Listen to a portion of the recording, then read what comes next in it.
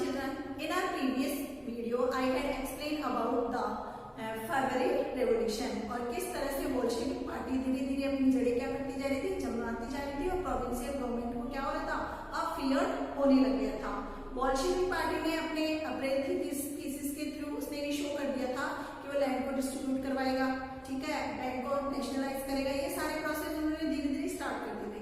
हालांकि बहुत से लोग इसके व्यूज से खुश भी नहीं थे, पर फिर भी अक्टूबर 1917 में क्या होता है, तो the revolution of October 1917 it is the our today's topic, conflict between the provincial government and Bolshevik। provincial government और बोल्शेविक के बीच में अब क्या हो गया, तीर तरार में चल रही थी, यानी कि संघर्ष स्टार्ट हो गया था। दोनों एक दूसरे के विचारों से क्या थे, खुश नहीं थे। Attitude of provincial government fear, जो एटीट्यूड था प्रोविंशियल गवर्नमेंट का, आपने देखा था किस तरह बहुत सारे प्रोविंशियल लीडर्स को या वर्कर्स लीडर्स को उन्होंने गिरफ्तार कर लिया था। साथ ही बोल्शेविक लीडर्स भी क्या हो गए थे, अंडरग्राउंड हो गए थे। तो उनका ये attitude, fear Lenin that they may set up dictatorship, Lenin को ये लग गया था कि कहीं प्रोविंशियल गवर्नमेंट भी यहाँ पर डिक्टेटरशिप ना कर ले, जैसे साथ की थी वैसे वापस यहाँ पर डिक्टेटरशिप ना आ जाए। With Bolshevik supporters in army, Soviets and factory workers started a planning against provincial government। अब लेकिन अब क्या हुआ, जो प्रोविंशियल के सपोर्टर थे, जो आर्मी में भी थे, तो आर्मी, सोवियत और जो फैक्ट्री वर्कर्स थे, इन सबने सपोर्ट करके और इस प्रोविंशियल गवर्नमेंट के खिलाफ एक प्लानिंग करना स्टार्ट कर दिया। अब सोचो, अगर हम कोई भी प्लानिंग करते हैं, खुले रूप में करेंगे हम तो सबको पता चल जाता है कि हम प्लानिंग करेंगे। तो इसने क्या किया, इसने एक सीक्रेट प्लानिंग करनी स्टार्ट कर दी। Lenin persuaded the Petrograd Soviet and Bolshevik party to agree to a socialist seizure of power। अब इसने क्या किया, पेट्रोग्राड सोवियत में जो बहुत सारे यूनियंस बने हुए थे वो एंड बोल्शेविक पार्टी, इन सबको इसने एग्री कर लिया कि हम एक ऐसा सोशलिस्ट रेवोल्यूशनरी पार्टी बनाएंगे जिसके बारे में किसी को पता नहीं होगा, यानी कि हम सबका मिलकर एक ग्रुप बनेगा, ठीक है। तो उसने ऐसे किया कि अपॉइंटेड ऑफ मिलिट्री रेवोल्यूशन। अब उन्होंने एक मिलिट्री रेवोल्यूशन लाना चाहते थे, committee under Leon Trotsky. Leon Trotsky एक व्यक्ति था, एक मिलिट्री कमांडर था। इन्होंने इसके अंडर में इन्हें socialist revolution party as a military की तरह बना दी, ठीक है। फिर क्या हुआ, टू ऑर्गेनाइज द सीजर, इसको इसके पावर को खत्म करने के लिए, इस पर कब्जा करने के लिए, यानी प्रोविंशियल गवर्नमेंट को हटाने के लिए। The date of uprising was kept secret. अब इन्होंने इस डेट को सीक्रेट रखा था कि हम जब भी ये प्लानिंग करेंगे, इसके खिलाफ आंदोलन करेंगे, ये डेट क्या होनी चाहिए, हमारी सीक्रेट होनी चाहिए, किसी को भी पता नहीं चलना चाहिए। तो ट्रॉट्स्की के अंडर में इन्होंने अपना एक बहुत बड़ा एम्पायर, एक तरह से बोल सकते हैं, स्टैब्लिश कर लिया था, जो प्रोविंशियल गवर्नमेंट को हटाने के लिए बिल्कुल क्या था, रेड था। व्हाट हैपेंड, तो क्या हुआ होगा, अपराइजिंग बिगेन 24 अक्टूबर। ये डेट इन्होंने फिक्स करी थी कब की, 24 अक्टूबर की। अब जो ट्रॉट्स्की के अंडर में जो मिलिट्री सीज गवर्नमेंट बनी थी, तो military seize government officers and arrested minister, इन्होंने पार्लियामेंट के मिनिस्टर्स को अरेस्ट कर लिया और गवर्नमेंट ऑफिसर्स पर अपना कब्जा कर लिया। अब क्या, ship Arora share the inter palace and many other vessels Soviet took over military form. अब इसके अलावा क्या किया, शिप अरोरा, यहाँ पे पता ही था आपको नोवा रिवर थी, तो रिवर्स के थ्रू ये बड़े बड़े शिप गए और इन्होंने विंटर पैलेस के आसपास में जितने भी जगह थी उन सब पर अपना क्या कर लिया, कंट्रोल कर लिया। By night city was under community control. अब इस नाइट को, यानी 24 की नाइट को पूरी सिटी किसके कंट्रोल में आ गई, बोल्शेविक के लीडर कौन थे, ट्रॉट्स्की, यानी कि जिसने उन्हें अपॉइंट किया था उनके अंडर में आ गए। तो क्या गवर्नमेंट चुप थी, गवर्नमेंट ने कुछ नहीं किया, ऐसा तो हो ही नहीं सकता कि गवर्नमेंट चुप रहे, लेकिन गवर्नमेंट को एक सीक्रेट प्लान पता नहीं था। तो गवर्नमेंट ने क्या किया, सीइंग ट्रबल, पीएम कैरेंस, उस टाइम में यहाँ के पीएम कैरेंस थे, set troop to destroy Bolshevik. अब इन्होंने बोल्शेविक को डिस्ट्रॉय करने के लिए अपनी मिलिट्री ट्रुप्स भेजी, यानी कि ये जो सेटअप कर रखा था इन्होंने अपने न्यूज़पेपर्स का, टेलीफोन सुविधाओं का, इनके जो ऑफिशियल्स थे, इन सब पर इन्होंने क्या कर लिया, कब्जा कर लिया। ये तो बोल्शेविक को पहले से ही पता था, लेनिन को, कि ऐसा कुछ होगा, इसीलिए इन्होंने सीक्रेटली ये सारा प्लान किया था, यानी कि उन्होंने जो सामने दिख रही थी उस चीजों को नष्ट किया, बाकी जो इनका मिलिट्री ट्रुप जो इन्होंने स्टैब्लिश कर ली थी वो इसकी एज इट इज ही थी। तो क्या होता है फिर, but all this was no use, यानी कि गवर्नमेंट ने जो भी किया, जो भी इसकी चीजों पर कंट्रोल किया, उसका कोई यूज नहीं था। Bolshevik action was given approval by majority Soviet और रशियंस कांग्रेस इन पेट्रोग्राड। इन्होंने जितने भी रशियन पेट्रोग्राड्स थे यानी सोवियत थे उन सबको कांग्रेस को इन्होंने क्या किया, इनवाइट किया। एक तरह से इन्होंने सबको अपने फेवर में कर लिया था।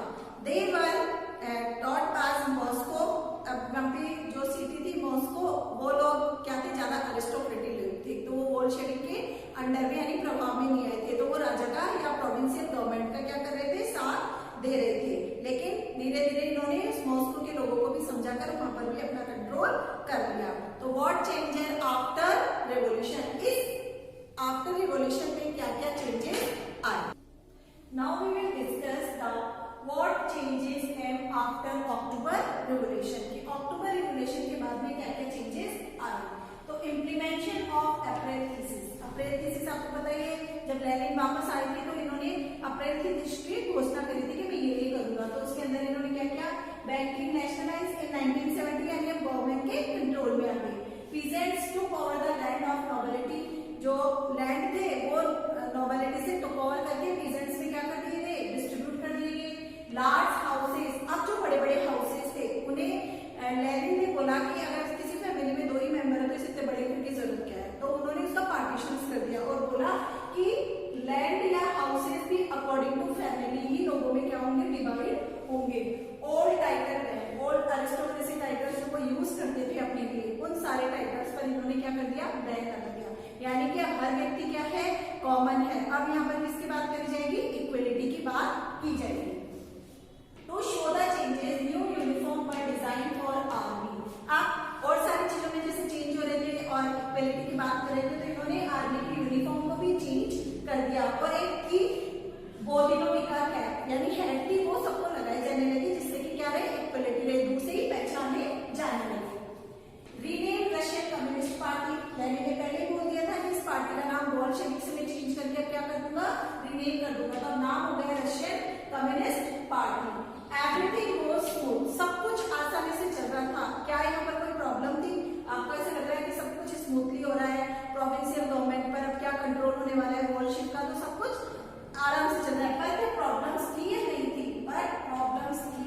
Now 1970 elections for constituent assembly. आप सबसे पहले यही था कि हम अपनी कॉन्स्टिट्यूएंट असेंबली बनाएंगे ताकि हम कॉन्स्टिट्यूशन फॉर्म कर सके। लेकिन अब बोल्शेविक पार्टी तो बहुत ज्यादा कहते कॉन्फिडेंस में थी, उनको लगता था कि हमें तो सबको सपोर्ट कर रहे हैं, जबकि देखा जाए तो एक एरिया ही उन्हें सपोर्ट कर रहा था, बाहर का कंट्री साइड या अलग जो भी सिटीज थी वो उन्हें सपोर्ट नहीं कर रही थी। तो इसका परिणाम क्या निकला कि assembly election for constituent assembly Bolshevik failed in January 1918, यानी कि बोल्शेविक इसमें एक प्रचुर मात्रा में बोल सकते हो कि वोटर्स देने में क्या रही, असफल रही। 1918 असेंबली रिजेक्टेड बोल्शेविक मेजर्स। अब बोल्शेविक जो कॉन्स्टिट्यूएंट असेंबली थी वो बोल्शेविक कोई बात रखती थी तो उसको क्या करने लगी थी, डिनाई करने लगी थी, मानने से इनकार कर देती थी। तो लेनिन ने क्या किया, लेनिन डिसमिस असेंबली, लेनिन ने असेंबली को डिसमिस कर दिया और इसका आर्ग्यू क्या दिया उसने, ही declared assembly was elected in uncertain conditions. कि जो हमने असेंबली बनाई थी वो अनसर्टेन कंडीशंस में बनी थी, इसकी ऐसी कोई जरूरत हमें नहीं थी। Russian Congress of Soviet was more democratic, जबकि हमारा जो सोवियत बनाई है मैंने नई पार्टी वो ज्यादा क्या है, हमारी डेमोक्रेटिक है, वो ज्यादा डेमोक्रेसी की बातें करती है। हमारी कॉन्स्टिट्यूएंट असेंबली तो एक तरह से कंट्रोल करने की बातें करती है। ओवर द टाइम रशिया में क्या बनती है, एक सिंगल पार्टी रह गई, कौन सी, आपकी रशियन कम्युनिस्ट पार्टी रह गई। ट्रेड यूनियन में kept under control by secret police. अब इसने सब चीजों पर अपने कंट्रोल कर लिए, इसने वोट यानी कि लेनिन की पार्टी ने, और एक सीक्रेट पुलिस बनाई जिसका नाम था चेका, यूजीपीयू, एनकेवीडी। और जो भी बोल्शेविक प्लान्स का या बोल्शेविक की एक्टिविटीज का विरोध करता था, पनिश्ड, उन्हें बोल्शेविक्स के द्वारा क्या मिलती थी, पनिश्ड मिलती थी। तो एक तरफ से चारों ओर बोल्शेविक के खिलाफ भी लोग क्या हो चुके थे, आप सोच सकते हो, खड़े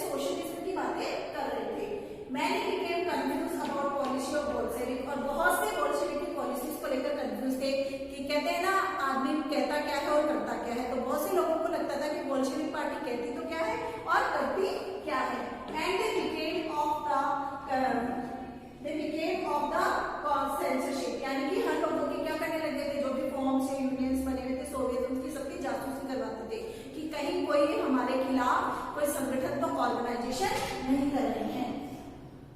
सो सिविल वार क्रिएटेड, अब जब इस तरह का माहौल होगा तो नेचुरल है सिविल वार क्रिएटेड होगी। सिविल वार मतलब अंदर की कंट्री के अंदर क्या हो रहा था वो सब क्रिएट होने लगा। तो नॉन सोशल सिविल वार क्या था, non socialist, liberals, supporters of aristocratics, ये सब क्या हो गए थे, इसके बोल्शेविक के खिलाफ हो गए थे। और 3 तरह की पार्टीज बन गई थी एक तरह से। रेड पार्टी जो सिंबलाइज थे इनके कलर्स, रेड, ग्रीन और व्हाइट। रेड कलर था वो बोल्शेविक का था, ग्रीन कलर था वो सोवियत रिवॉल्यूशनरीज का था, और जो व्हाइट कलर था वो सपोर्टर ऑफ अरिस्टोक्रेट यानी जो सार को सपोर्ट करते थे उनका था। तो army began to break up, army ने क्या कर दिया, ब्रेकअप कर दिया, क्योंकि इस टाइम पे इसने घोषणा कर दी थी कि लैंड डिस्ट्रीब्यूशन हो जाएगा। अब आर्मी में बेसिकली देखे जाए तो बहुत से लोग कंट्री साइड से थे, उन्हें लगा अगर हम यहाँ पे रह गए तो औरों को तो लैंड मिल जाएगा लेकिन हमारी फैमिली को नहीं मिलेगा। तो ये आर्मी के मिलिट्री छोड़कर और अपने गाँव में चले गए लैंड डिस्ट्रीब्यूशन के लिए। अब यहाँ पर जो कॉमन चीजें थी वो तो आप हमेशा ही देखते हो कि फेमाइन बिकेम कॉमन, यहाँ पर हमेशा ही कॉमन था। तो सिचुएशंस क्या हो रही थी, सिविल वार को क्रिएट कर रही थी। व्हाइट्स थे वो क्या कर रहे थे, अब